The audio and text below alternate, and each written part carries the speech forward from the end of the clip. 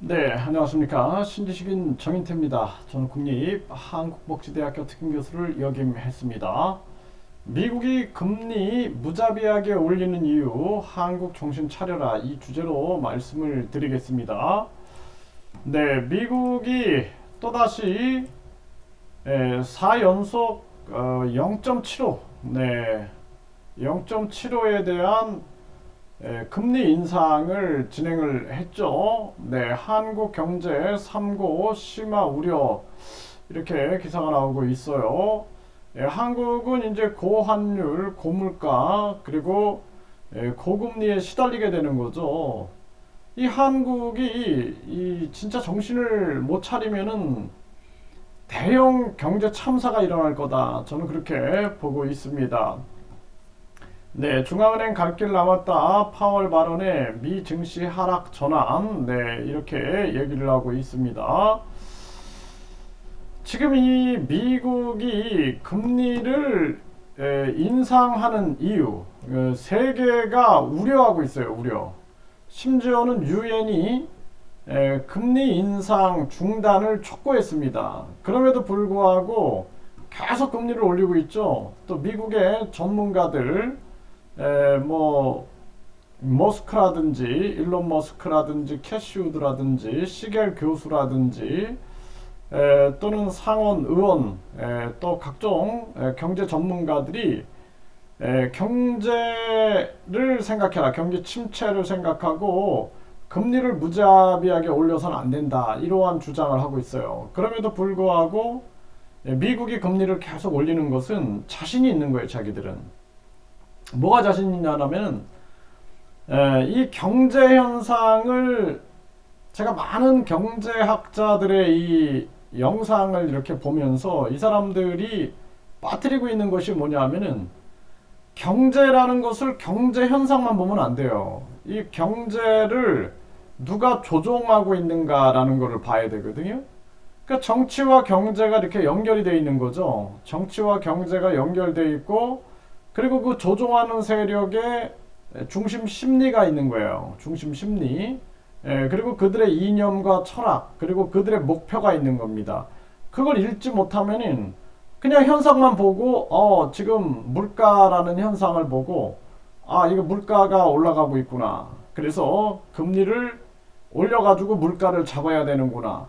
이런 단순한 생각만 하는 거예요. 이거는 아주 하수의 생각이다라는 거예요. 하수의 생각.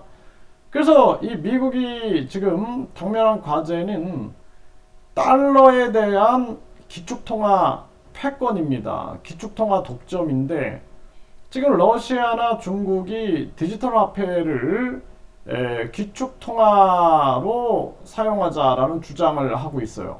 근데 미국이라는 나라는 기축통화를 놓지 않겠죠. 왜냐하면 기축통화가 미국을 존재하게 할 수 있는 힘이죠. 미국의 존폐가 달려있는 거예요. 미국에.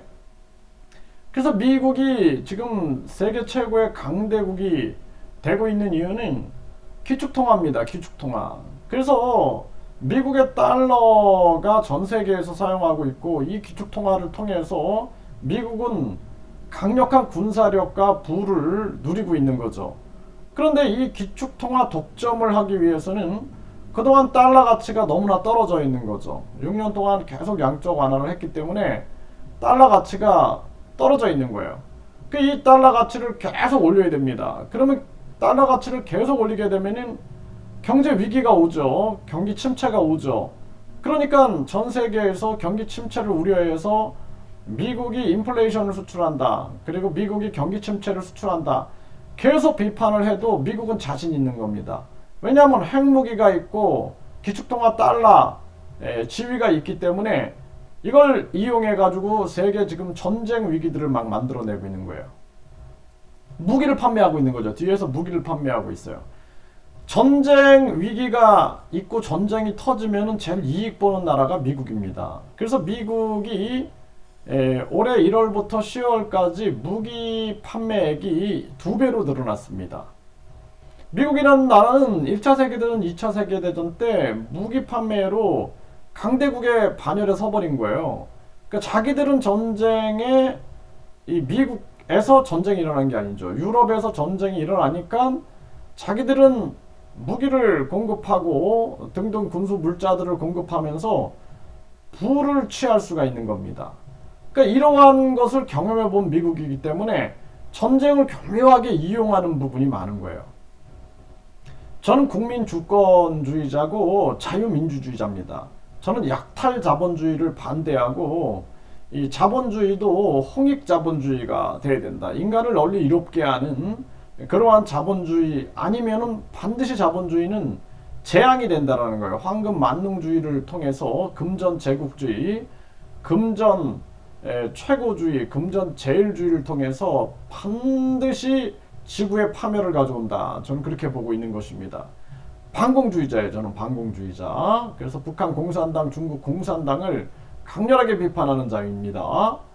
그래서 미국이 금리를 무자비하게 올리는 이유는 디지털 화폐가 계속 기축통화에 도전을 하고 있으니까 이 기축통화, 달러에 대한 기축통화의 강렬한 지위를 확보하기 위한 작전이다.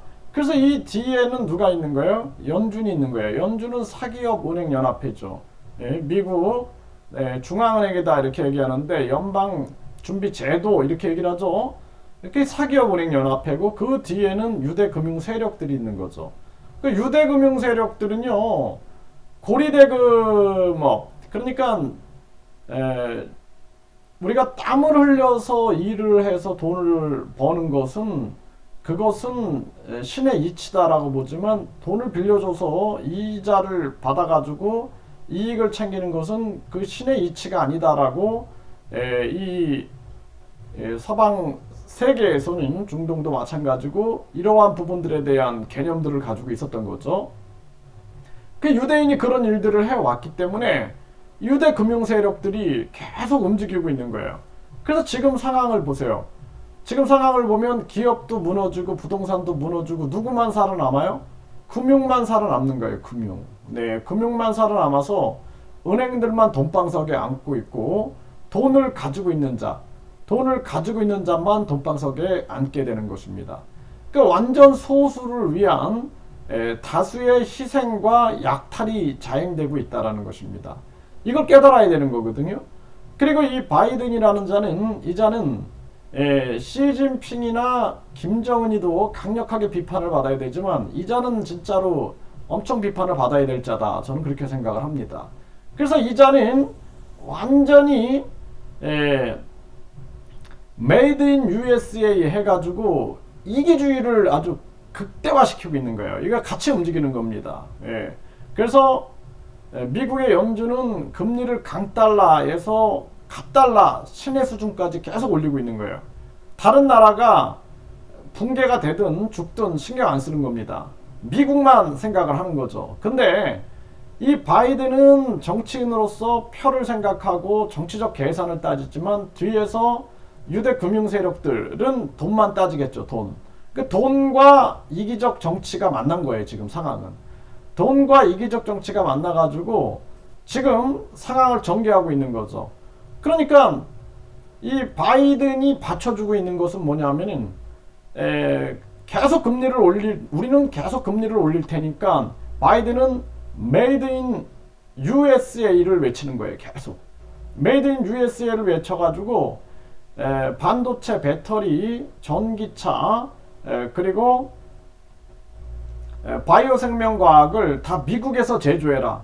이거 반강제적으로 들어가고 있는 겁니다. 어떤 나라가 미국에서 들어가고 하고 싶겠어요. 응? 근데 우리나라도 보면은 뭐 삼성 11개 공장이 간다. 지금 뭐 LG, SK, 현대차 공장이 착공을 했다. 이런 얘기를 하죠. 바이오 생명과학도 너도 나도 지금 미국으로 가고 자본가들도 미국의 이 준영주권 프로그램에 참여하고 있고 그리고 이제 우리나라 기술자들이 미국으로 가게 되는 거죠. 이러한 정황이 계속 펼쳐지고 있는 것입니다. 그러다 보니까 이 미국은 계속해서 전쟁 위기와 이간질 더불어서 강달러와 메이드 인 아메리카 정책을 통해서 자기들은 고용을 올리고 있고 소비를 촉진하고 있고 그리고 인플레이션이 나타나면은 인플레이션을 잡겠다라는 명분을 내세워서 계속 강달러를 만들고 있는 정황이다. 이 뒤에는 달러에 대한 기축통화 독점과 더불어서 4차 산업혁명 독점이 있다라는 것입니다. 이걸 빨리 깨달아야 되는 거예요. 경제를 현상만 보면 안 되는 거예요. 현상. 물가가 올라가니까 금리를 올린다라는 아주 단순한 하수의 논리로 접근하면 안 된다라는 것입니다. 경제는 항상 정치 그리고 이 돈을 가지고 있는 자들의 그 탐욕과 이기심, 그 심리를 읽어내지 않으면 안 돼요. 그러니까 심리학적 배경을 가지고 설명을 해야 되고, 정치학적 배경과 국제관계학적 배경, 그리고 패권 논리, 이 패권 논리를 가지고 설명하지 않으면 안 되는 거예요. 그러니까 경제학자들의 문제는 완전히 이게 우물안 개구리처럼 경제 현상만 보고 해석을 하는 겁니다. 그래서 서양 학문의 문제가 완전히 그냥 한 분야만 계속 파고 들어가니까 우물안 개구리가 돼버리는 거예요. 우물안이 아주 그냥 지하수 안에 개구리가 되는 거예요. 지하수 안에. 예? 아주 깊은 우물, 아주 깊은 우물, 아주 지하수 안에 그러한 개구리가 돼가지고 이 전체를 못 보는 거죠. 전체를. 예, 전체를 못 보는 겁니다. 그래서 제가 항상 얘기를 하고 있는데, 이 동양의 의학은 인간은 모든 기관이 전체가 다 연결되어 있다. 그리고 인간이 이 자연과 연결되어 있다. 또 우주와 연결되어 있다. 이렇게 보고 있는 거예요. 그래서 하늘과 땅과 인간이 이게 하나다라고 보는 거예요. 천지인이. 이런 개념을 가지고 있는 거고, 서양은 각각 분석을 하는 거예요. 그러니까 눈 하면은 안과, 또 뭐 코나 뭐 귀나 목이나 이비인후과, 또 뭐 피부과, 또 뭐 정형외과, 내과, 이런 식으로 접근을 하는 거예요. 신경과, 정신과 다 찢어놓고 접근하고 있죠. 이게 동양과 서양의 차이다라는 거예요. 그래서 경제학자들이 그냥 한 분야만 파고 들어가면은 지하수 개구리가 되는 거예요. 지하수 개구리가 되니까 전체를 못 보는 거예요. 전체를. 그래서 현상만 가지고 설명하는 거예요. 그래서 나는 경제학자들이 무슨 얘기를 하나, 제가 여러 경제학자들의 얘기를 들어보니까 이 사람들의 문제는 총체적인 상황에서 경제를 해석하지 않고 있고, 그리고 이 경제를 아주 그냥 그 나타나는 현상만 가지고 설명을 하고 있는 거예요. 근데 그 현상을 조종하고 있는 자가 있다면 그 조종하고 있는 자들을 분석해갖고 그 자들의 생각과 심리와 목표를 읽어내서 대처를 해야 되는 거예요. 그러니까 지금 미국이 이런 식으로 간다라면은, 제가 네 가지를 설명을 드렸죠. 강달러. 그러니까 일본은 어떻게 돼요? 일본은 마이너스 금리를 유지하고 있는 거예요. 일본은 반대로 가고 있죠. 그러니까 상대방이 경제를 조종하고 있는 거예요. 뒤에서 작동시키고 있는 겁니다. 그럼 이걸 반대로 가는 거예요. 반대. 일본이 이거 반대로 가고 있죠. 그 다음에 이간질을 시키는 거예요. 이간질 시켜서 전쟁 위기를 만듭니다. 전쟁 위기를 만드는 거예요. 그러니까 지금 우크라이나 러시아 전쟁이 터졌죠. 또 뭐 이란하고 지금 사우디 또 전쟁 뭐 일어난다 떠들고 있죠. 또 파키스탄이 핵을 가지고 있으니까 파키스탄에 대한 긴장, 또 대만과 중국 긴장, 또 한반도의 긴장, 이걸 계속 이용하고 있는 거예요. 그걸 이용해 가지고 제일 이익 보는 자는 바로 미국과 중국과 러시아, 이게 다 일본, 이런 자들만 이익을 보게 되는 겁니다. 뭐 러시아 같은 경우에도 전쟁이 지금 분산되니까 이익이 있는 거고, 중국 같은 경우에는 당연히 중국과 미국이 전쟁을 할 확률은 거의 희박하다, 저는 그렇게 보고 있어요. 그런데 미국이 이제 선을 막 넘어가면은 그때 전쟁이 터지죠. 지금 미국이 완전히 선을 넘고 있어요. 지금 넘고 있어요. 그래서 계속 전쟁이 터지게 되면은 결국에는 최고의 이익은 미국이에요. 미국 땅이 아니잖아요. 미국 땅에서 전쟁이 일어나면 미국이 피해를 보는데, 미국 땅이 아니라 미국 땅 외에 다른 땅에서 전쟁들을 부추기고 이간질을 하고 있는 거예요. 그러니까 지금 이럴 때는 우리가 강경하게 대응하지만, 우리나라 같은 경우에도 자체 핵 개발이 중요한 목표가 돼야 되는 거고, 북한이 핵을 포기하지 않는 이상 우리는 핵 개발을 안 하면 안 된다라는 거예요. 그래서 자체 핵 개발이 반드시 있어야 될 그러한 정황이다, 이렇게 설명을 드릴 수가 있는 거죠. 이게 참 심각한 그러한 문제가 아닐 수가 없어요. 그리고 지금 메이드 인 USA 정책을 쓰고 있는데, 여기에 대해서는 반감을 표현해야 됩니다. 네, 그래서 삼성, LG, SK, 현대차, 바이오생명과학 미국으로 가지 않고 한국에서 자체적으로 4차 산업혁명에 대한 강력한 발전을 이뤄나가야지 대한민국의 미래가 있다. 근데 이제 미국이라는 나라는 계속 전쟁을 고조시켜가지고 다 미국으로 건너가게 만드는 거예요. 이런 작전을 쓰고 있는 거죠.